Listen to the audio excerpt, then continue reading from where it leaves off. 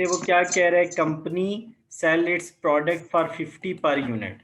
तो यहाँ लिख लो सेल प्राइस पर यूनिट कितनी होगी, 50।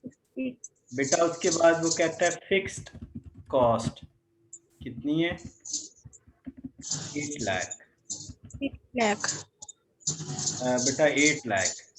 अच्छा उसके बाद बेटे वो कह रहा है वेरिएबल एक्सपेंसेस। तो यहाँ पे हमें चाहिए variable per unit, variable cost per per unit. बेटा कैसे निकालोगे, सर वो देखिए ना लिखा हुआ है 10 लाख, ऐसे ही लिखा बेटा 1 मिलियन लिखा हुआ है, डिवाइडेड बाय 40,000 यूनिट्स कर दो तो पर यूनिट निकल आई, यूनिट। ठीक है। 25 निकल आई। इसके अलावा बेटा क्या लिखा हुआ है, how many units to be sold to earn the operating profit of. तो बेटा वो उसका डिजायर्ड प्रॉफिट क्या है या टारगेटेड प्रॉफिट क्या है, डिजायर्ड प्रॉफिट क्या है या टारगेटेड प्रॉफिट, कितना वो कमाना चाह रहा है। सर वो कमाना चाह रहा है 75,000।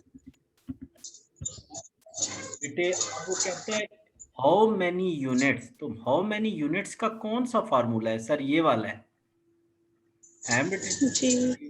तो यस लगाओ sir, second one. desired profit in unit equal to fixed cost plus targeted income और profit. targeted profit divided by contribution margin per unit। कंजन पर यूनिट। अब बेटे मुझे बताओ कंट्रीब्यूशन मार्जिन कैसे निकलता है। सर वो सबसे ऊपर आपने लिखा है सेल प्राइस पर यूनिट में से variable cost per unit minus कर दें, लिखो फिर फिक्स कॉस्ट लिखो 8 लाख। पर 8 लाख। बेटा targeted profit 75,000, cell price per unit sir 50, बेटा वेरिएबल प्राइस पर यूनिट या वेरिएबल कॉस्ट पर यूनिट। 25। कुछ एमपीएन सॉल्व कर लो बस आंसर आ जाए, क्योंकि बहुत आसान चैप्टर है।